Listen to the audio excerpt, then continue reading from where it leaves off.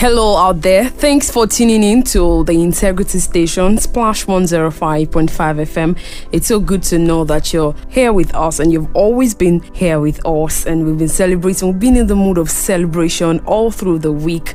It's our 10th year anniversary. I want to seize this opportunity to appreciate those who were at the lecture on Monday. Thank you so much for being there all through the years. My name is Titilope Oyeola. I want to welcome you to today's edition of the program, Leading Women, and I must tell you that today's edition is going to be a mixture of a lot of things.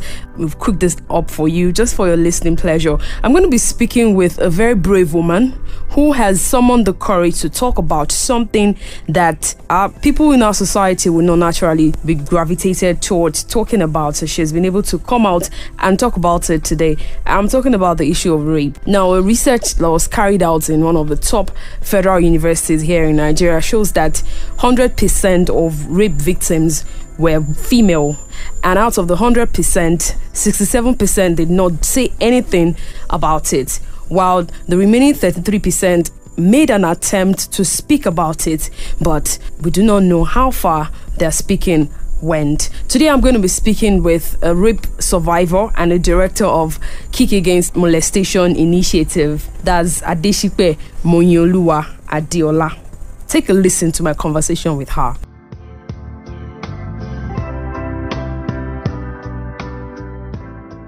Tell us about what motivated you to start KAMI, Kick Against Molestation Initiative. Okay, I discover a lot of young girls out there. A lot of people are being raped every day, and it's high time we put a stop to it. I know it's not easy, but I definitely know gradually rape will stop to be an household name in Nigeria.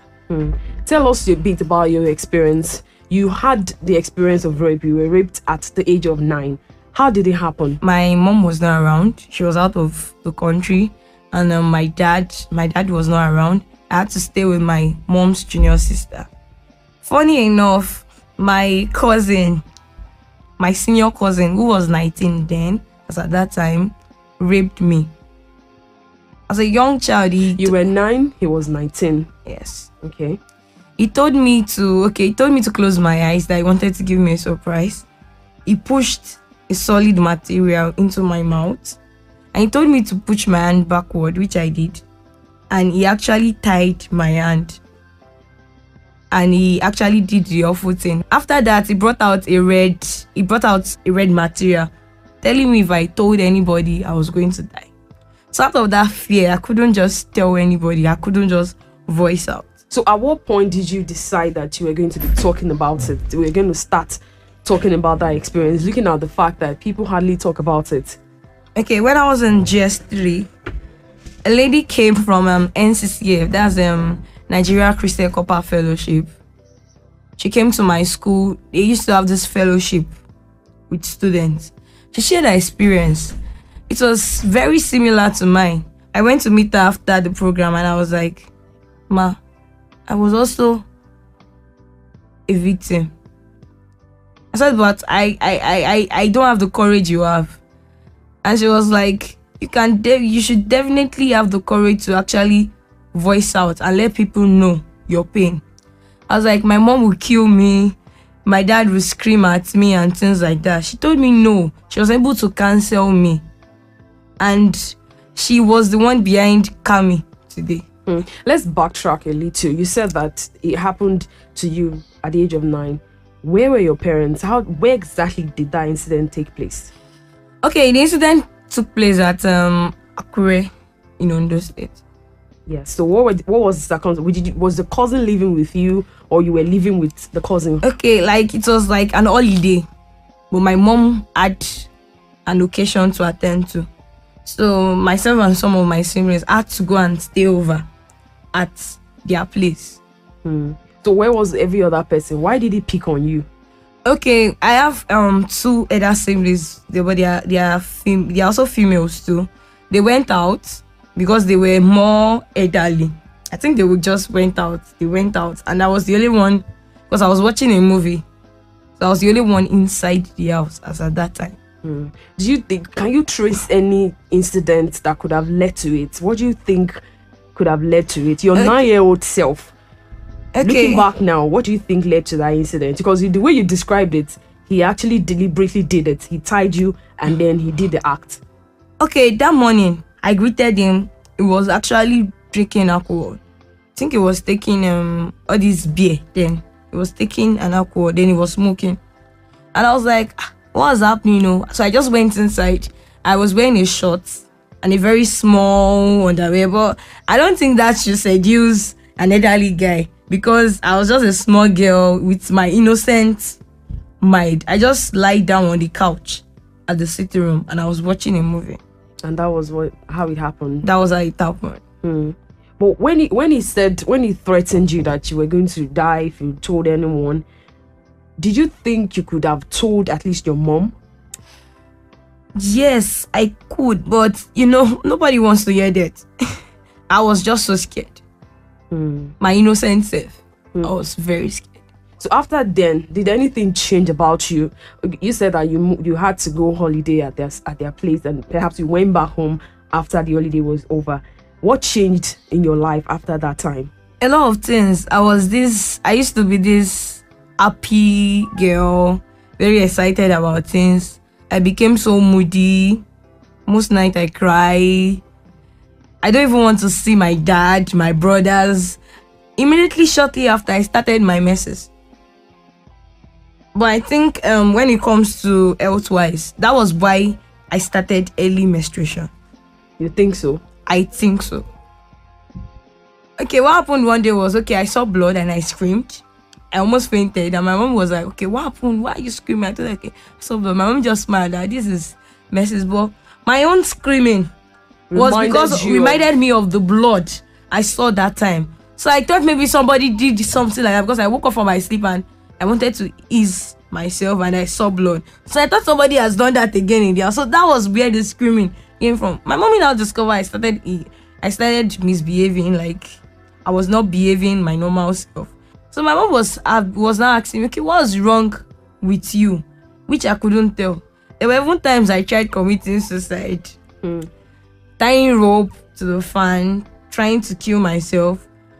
Anytime any guy annoys me in the house, I take knife, telling them I was going to kill myself. My mom was like, what is happening? My daddy, he was like, I'm running mad. They need to take me to visit a psychiatrist.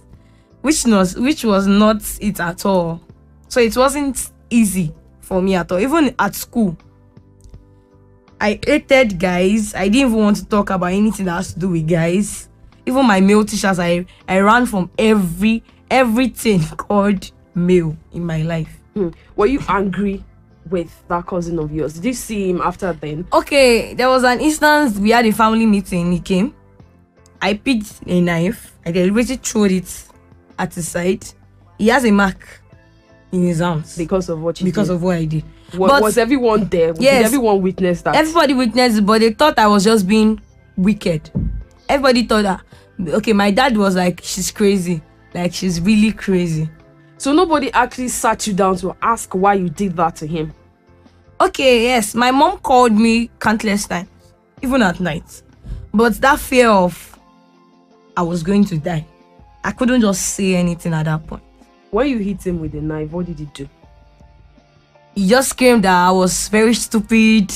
He just reacted like as if nothing, as if I wanted to hurt him deliberately. As if, you know, that kind of scenario of you acting the innocent self so that the other person will look bad.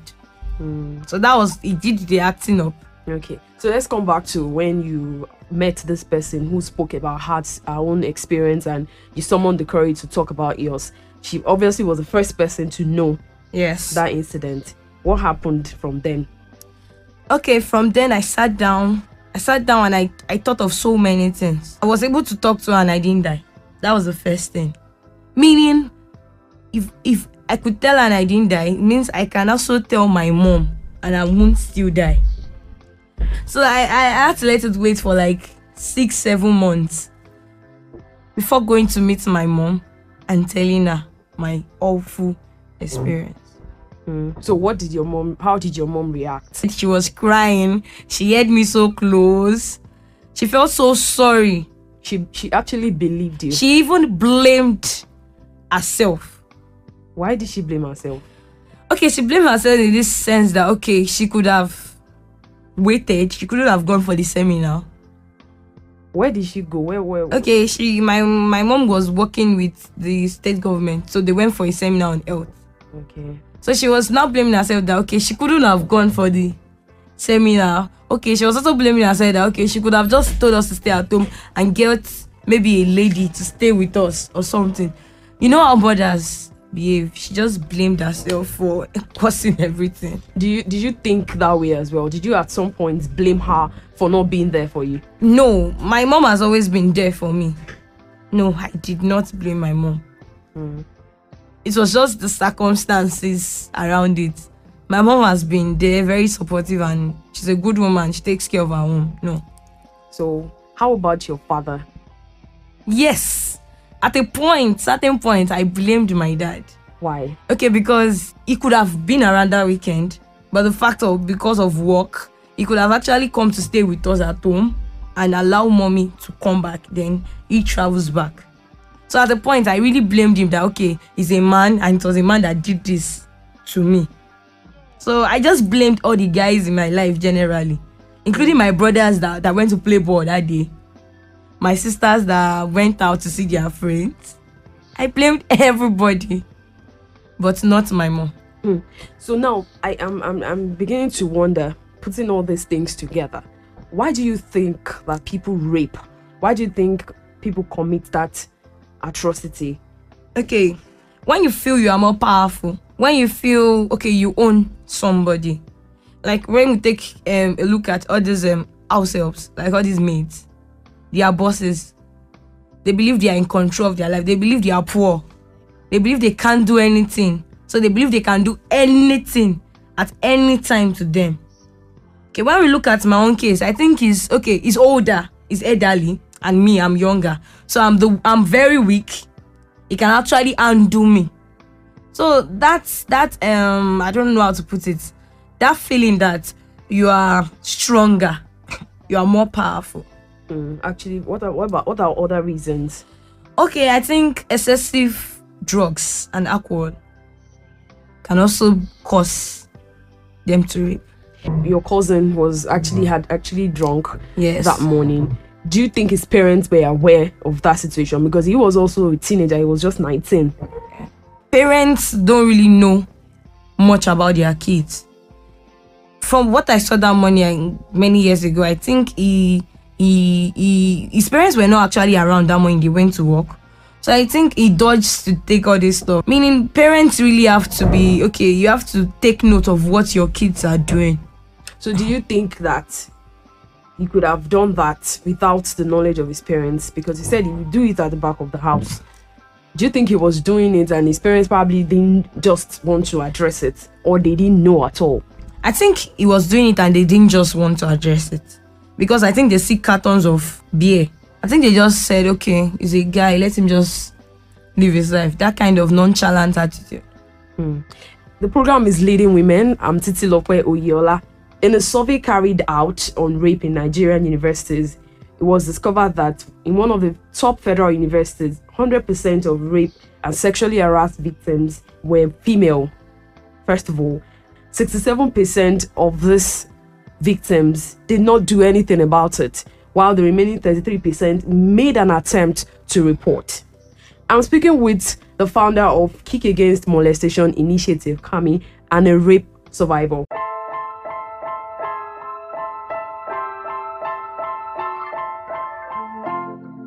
Let's take it from when you began to talk about it. Okay. That was a particular process for you. How old were you then, first of all? I was raped at the age of 9 and I spoke about it when I was 13. Were you mature enough to actually understand the dynamics before you talked about it? You understand? So at 13, when you actually spoke out, did you understand the dynamics involved? Something happened to me at the hostel when I was in SS1. There was a case of a student that was raped, and I didn't know. I just said I was also raped, and everybody started laughing. They started making jokes of me. In fact, in the school, they started talking about my story was all over, secondary school students. girls especially. See her, she was raped. At first, I took it as, okay, I was being popular. But later, a lady called me. She was like, do I know what it means to say it? She made me feel like I said the most wrong thing. Unspeakable thing. I felt so bad. She told me that it's a big stigma and things like that. I felt so bad. Okay, I felt withdrawn for some time.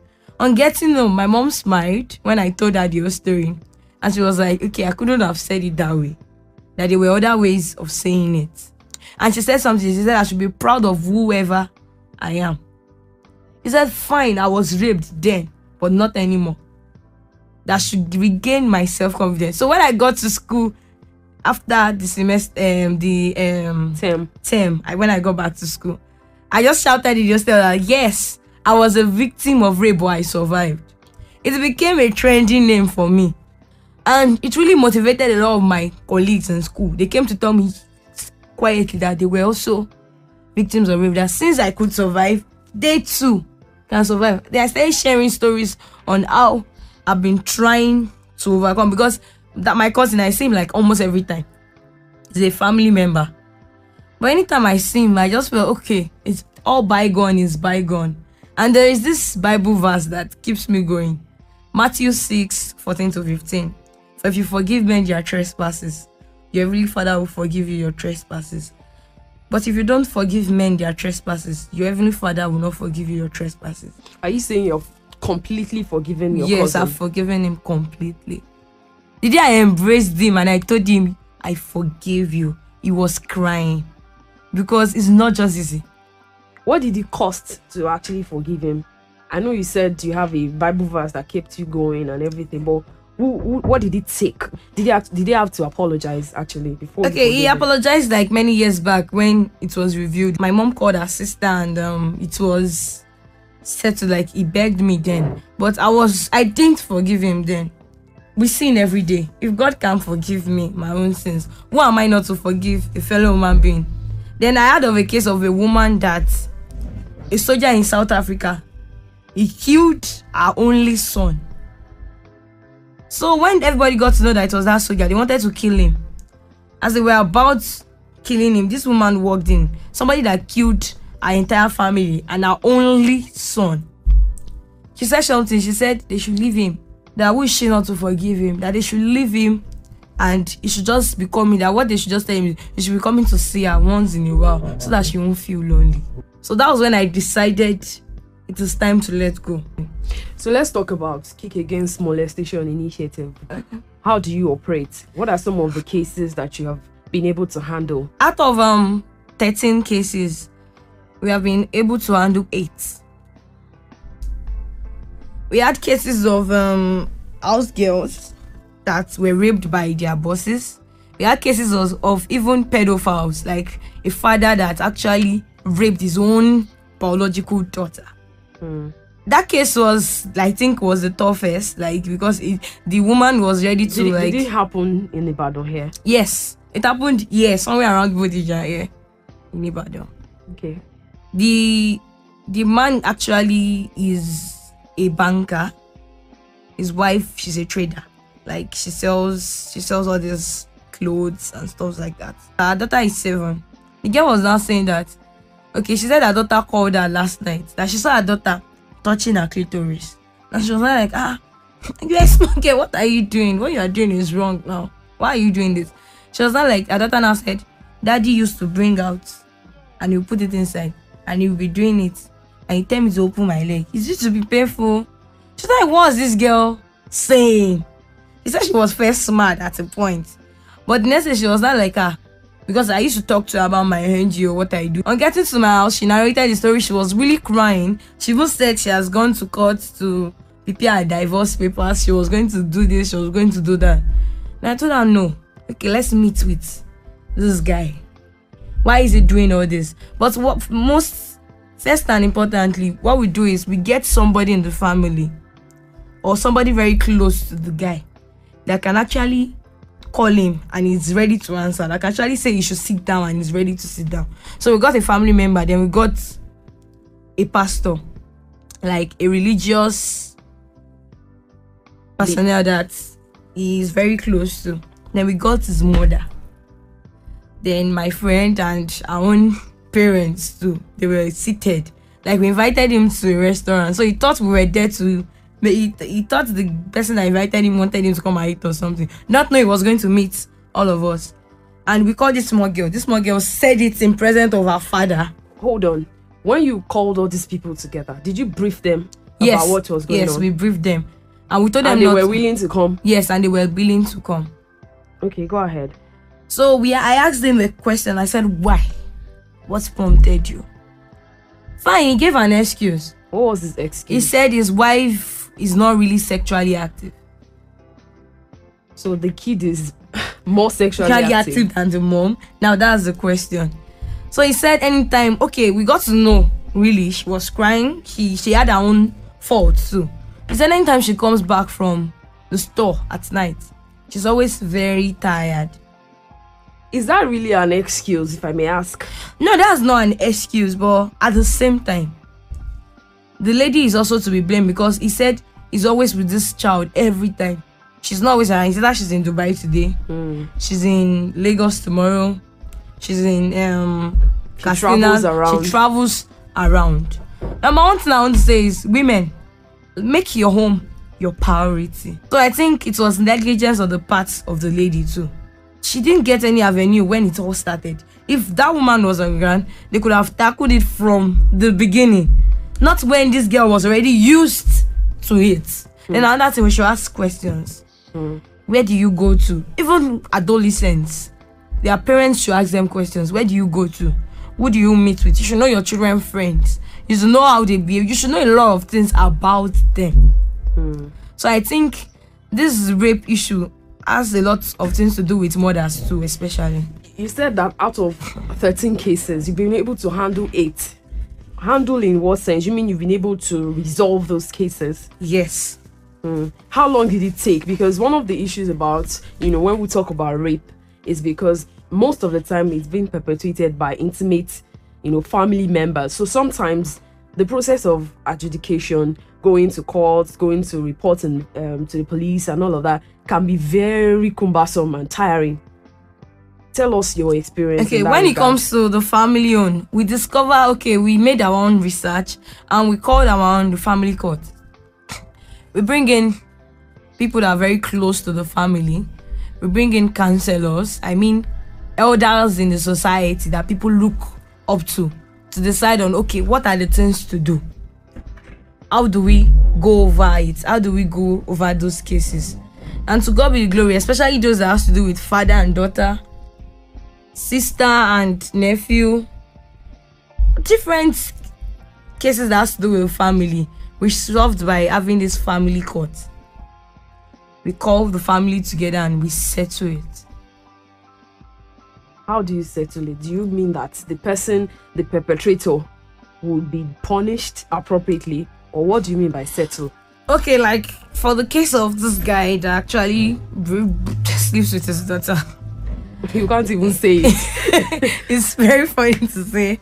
What we did was, that lady left the marriage for 6 months with her kid.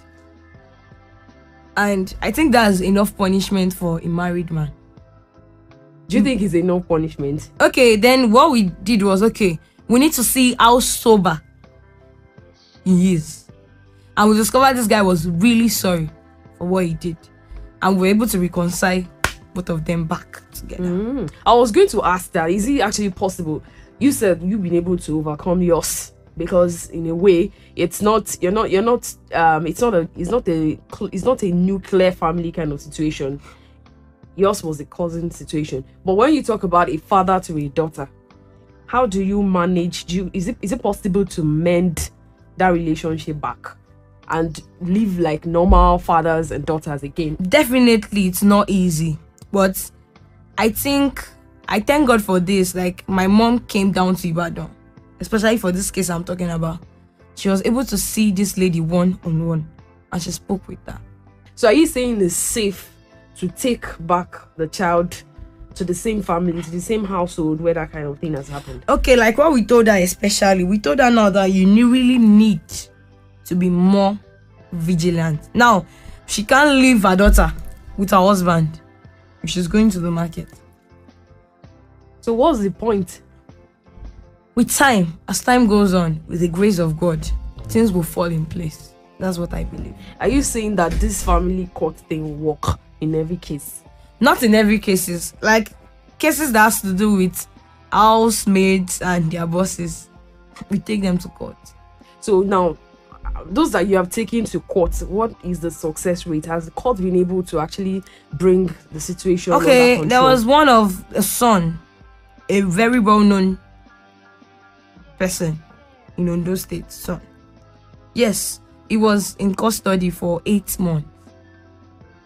While the case was going on, or after the case was? After the case. Was that the sentence? Yes, and he was told to actually pay a ransom. And apart from that, he was told to do a lot of funny things. Like what? Okay, like from our own side, we gave him this punishment of every day you go to meet this lady and you apologize for a year. Do you think he did it? Yes, we monitored him. Then we discovered he was sober. Is it everyone that actually gets sober? No, not everybody. There was a case of a chief somewhere in Ekiti State. He was not sober. I want us to dwell a bit on, since you have this organization, Kick Against Molestation Initiative, how has the impact of government been? Because there are laws to protect people against rape, there are laws about violence against persons, Prohibition Act and all of that. Do you think that we can actually use these laws in the cases that you have mentioned? And if we can, are they really effective? Okay, like let me say this about Nigeria as a whole. In Nigeria, we are all under the law. But I think it has come to a point whereby with money, you are above the law. Because there was a tough case which we are still on. It's a very noble man, and it's a very noble man here in Ibadan. We are yet to tackle his own case. He actually raped 2 sisters. How old are these sisters? Okay, one is 21, the other one is 18. Okay, like he brought them from the village. He told their parents he was going to send them to school and things like that. But instead, he turned them to his sex slave because his so-called wife is abroad, and his own kids. Are you sure this sex slave thing works for a 21-year-old, for instance? Isn't that something you're consented to? A lady that has no choice, that has no place to go, that came just from the village, and is giving her everything and every money they want, and at night calls them. It doesn't just call them, he's always with a gun, and he threatens them. Let us talk about what a rape victim should do. Survive coping mechanisms, I should say. When you discover that this particular thing is happening to me, what do you do? Okay, first thing to do is run. To where? There are so many foundations out there. There's Ministry for Women Affairs. Run. Go to those places. There are so many good religious leaders, females out there. Run. And number 2 is voice out. If you can't run, then voice out. Now, speaking of voicing out, you seem to have been fortunate enough to have a parent who was able to understand you and, support you, so to say, to even get to where you are today. How about people who tell their parents, or you talk about it and they don't even believe you? I have heard of cases of a lady telling her mother. Even sometimes the mother knows that this person is telling me the truth and she decides to deny it. How do we deal with that kind of situation? Okay, in that kind of situation, that's why there are organizations out there. That's why there are committed women. All these religious women out there. Try your very possible best to meet with one of those people. Is it that an NGO or a Christian organization? That's why we are here. That's why we are ready to assist you. That's why we are ready to be a voice, and we are ready to be a shoulder that you can actually cry on.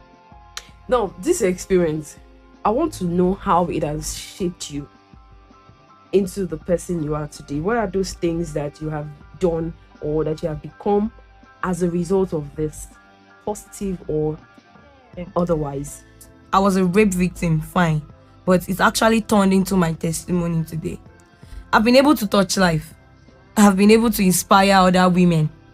You can be whatever you want to become, no matter the situation you may have passed through. There was even a time one of my strong spiritual father said something. He said, that girl is loose. Even there were times, even when my own biological father believed I was loose. Because you were raped at 9? Because I was raped at 9 then. Did that affect a suitor, sort of? Yes, there was a case of a guy that was actually dating. I think he got, I wanted to tell him, okay, I was supposed to tell him I was a victim of rape, but I was waiting for the right time to tell him, because it's not something so easy to say, especially when you're in a relationship. I think he had from a family member, and she didn't even just put it like I was raped. She didn't tell him the whole scenario. She told him that I used to seduce my cousins and one of them raped me. Then he just started pouring out everything. He even mentioned the person that said it. He just smiled. I said, you know nothing. I said, you will add the remixed version. So I now sat down and I told him the whole truth. But before that, he told me the engagement is cancelled, blah, blah, blah, blah, blah, blah, blah, blah. And actually, we really cancelled it. Yes, I told him the whole truth, but I said, I won't marry a man that won't just encourage me. Yeah, to Toby Obademi, I want to say thank you very much, because he has really, really inspired me. He has been there for me. I'm afraid that's how much of my conversation with Adesipe Moyinoluwa that I'll be able to bring to your listening today. But if you want to speak with her, if you are going through a certain issue that has to do with rape, or you've had that experience and you need someone to talk to, you can reach Adeola on 081 0078 1313. That's 081 0078 1313. Stay tuned for this next segment. I told you that we cooked up something really exciting. Don't go away.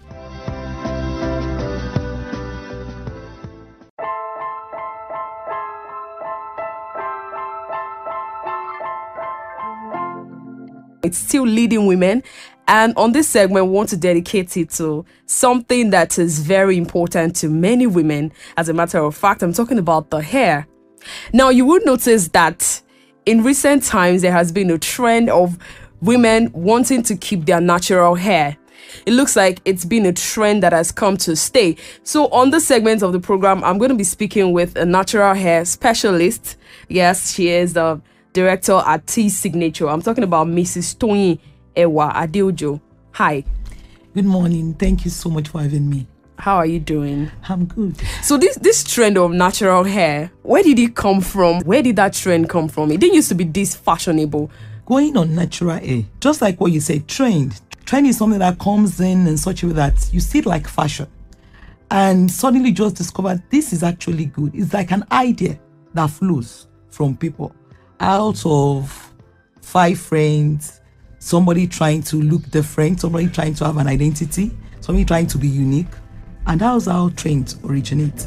So now that people are trying to switch now to natural hair, there's so many factors behind reasons why people actually do what they do, or why they're feeling like now they are feeling more comfortable going on natural hair. Just like what you said before. Before, it used to be a kind of like religious setup or religious idea. Once they see your natural hair, they kind of feel like, oh, but now either religion, fashion, natural hair is something that is actually good. Now, you mentioned the fact that there are certain factors, that make people to actually go into trying to transition into their natural hair. Yes. What are some of these factors? Identity.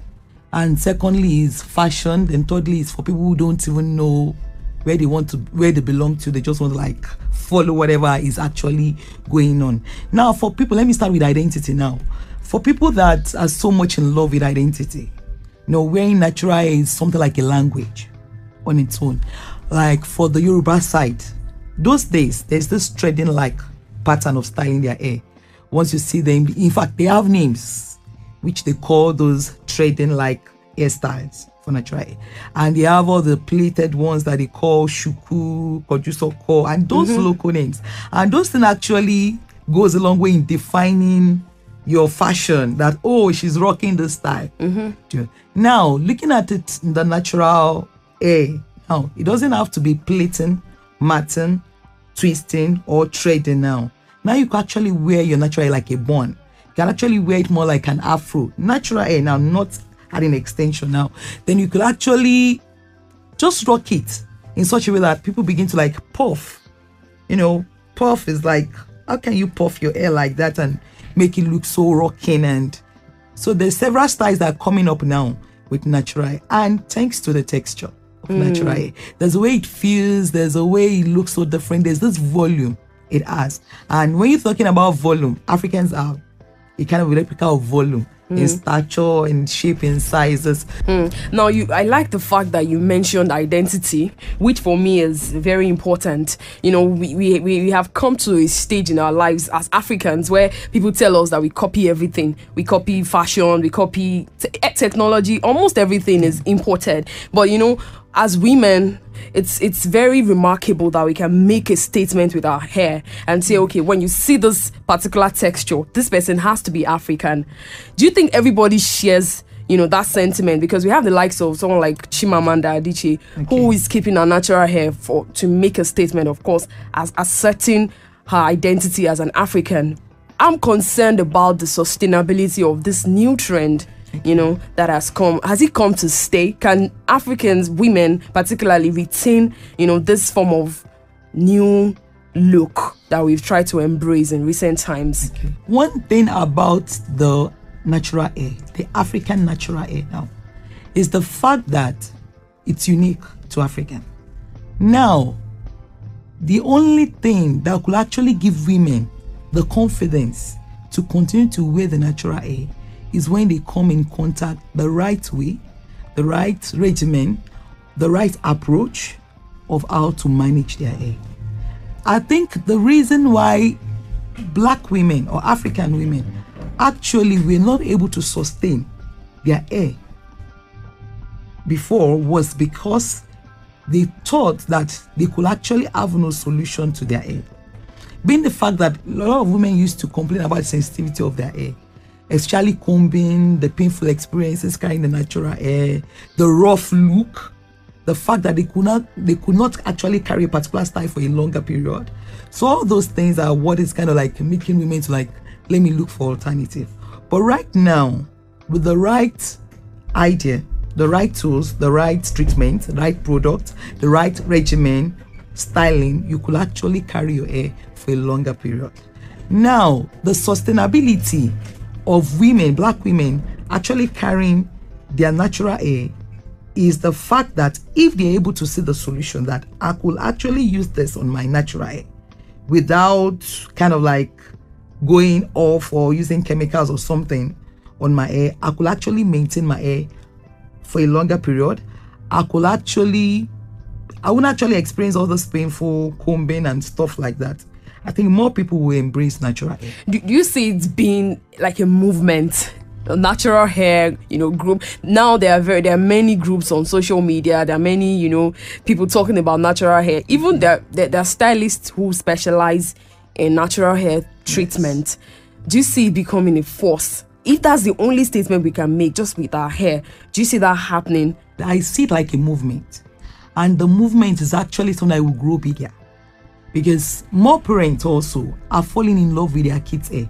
There's a way a black woman hair looks like, especially the coil pattern.